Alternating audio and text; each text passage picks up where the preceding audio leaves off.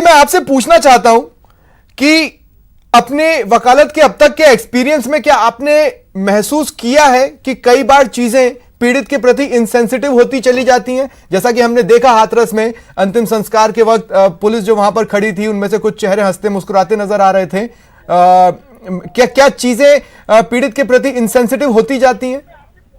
शालिनी जी। बिल्कुल स्वप्निल जी, देखिए आज जब सारा देश इस पेंडेमिक से गुजर रहा है, हम सारे गुजर रहे हैं इमोशनल तौर पे, फिजिकल तौर पे। इसमें कई लोग हैं हमारे अपने जो गुजर चुके हैं और आज जिंदा नहीं है, और उसके बीच में ऐसी इनसेंसिटिव घिनौनी हरकत होना, मतलब ये अपने आप में डेफिनेटली एक प्रश्न चिन्ह लगाता है कि पेंडेमिक के साथ साथ जहां पर हमें इतना सोशल डिस्टेंसिंग, मास्क, और हमें पता है कि हमारा एक ऐसा वायरस जिसका कोई इलाज नहीं है, जो आपकी जान ले सकता है, उसके अलावा ऐसे तत्व भी, सामाजिक तत्व, ऐसे वायरस से भी घिनौने तत्व घूम रहे हैं समाज में, तो डेफिनेटली इस पेंडेमिक में आई एम वेरी श्योर कि स्टेट गवर्नमेंट्स जो हैं, जहां जहां ऐसे ऑफेंसेस हो रहे हैं, वहां पेंडेमिक में they will at least make sure कि चाहे वो ट्रायल वीडियो कॉन्फ्रेंसिंग से चले,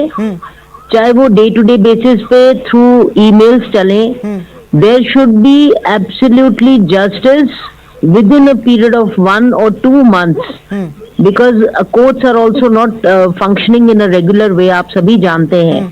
बट ऐसी सिचुएशंस में मैं डेफिनेटली करूंगी स्टेट गवर्नमेंट से to see to it that court takes extra sensitive view through video conferencing. और इसीलिए कल्पना जी, मैं आपसे भी पूछना चाह रहा हूं, देखिए रेप को कैटेगराइज नहीं किया जा सकता, रेप है, लेकिन जो भी रेप की वारदात को अंजाम देता है, देखिए वो कई बार रिवेंज क्राइम या हेट क्राइम के तौर पर भी देखता है, और जड़ में जाए तो कास्ट सिस्टम भी उसमें से निकल आता है, जैसा कि हमने यूपी में देखा, और कई जगह हमने देखा है कि कुछ कास्ट के लोग होते हैं जिनका इंसाफ का सफर मुश्किल और मुश्किल होता जाता है।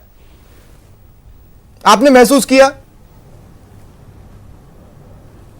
बिल्कुल सही बात, बिल्कुल सही बात है। एक कमजोर और पीड़ित व्यक्ति जो वैसे ही सामान्य आवश्यकताओं से वंचित है, और कमजोर व्यक्ति को इस तरह से प्रताड़ित करना। लेकिन एक बात है कि अत्याचार भी वो उन्हीं लोगों पर किया जाता है जो अत्याचार के बाद में मुंह नहीं खोल सकते। वो जानते हैं कि हमारा ये कुछ नहीं बिगाड़ सकते हैं।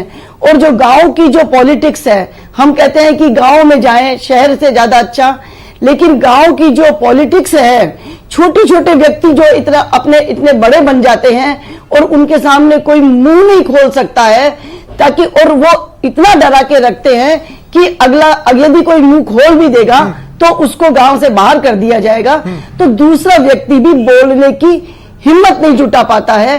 तो ऐसे मरे हुए व्यक्ति को और ज्यादा मारने में ये मर्दानगी महसूस करते हैं। मैं तो ये कहती हूँ कि मर्दानगी तो उसमें है कि आप अपने गांव को स्वच्छ सुंदर वो बनाएं, लेकिन आप उल्टा मुझे बताया जा रहा है कि गिरिजा व्यास जी मेरे साथ फिर कनेक्ट हो गई हैं। गिरिजा जी, अगर आप मुझे सुन पा रही हैं, मेरा सवाल आपसे ये था, और बहुत सिंपल सा था, कि राहुल गांधी हाथरस जाना चाहते हैं, और जब भी कोई बड़ा क्राइम होता है दूसरी पार्टी की सरकारों का, तो वहां पर वो जाना चाहते हैं, लेकिन राजस्थान की बड़ी घटनाओं में यहां नहीं आए वो, जैसे अलवर में। यहां क्यों नहीं आना चाहते हैं? पीड़ित तो पीड़ित है, उन्हें तो सबके साथ खड़ा होना चाहिए। जब भी हुआ था तब यहाँ पर आए थे, अलवर भी आए थे।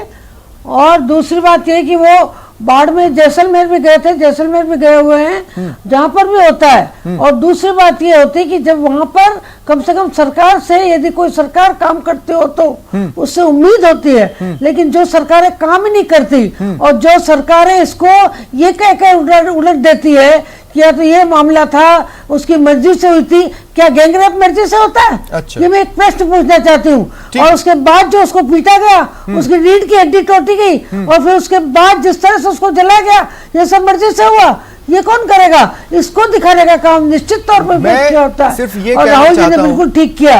मैं तो एक बात ऐसा कोई अपराध सामने नहीं आना चाहिए बेरहम दुनिया का कि बेटियां अपने आप को बेबस महसूस करें। बहुत बहुत शुक्रिया आप चारों का मेरे साथ जुड़ने के लिए और आज इस चर्चा में शामिल होने के लिए। यह था आज का प्राइम डिबेट। नमस्कार।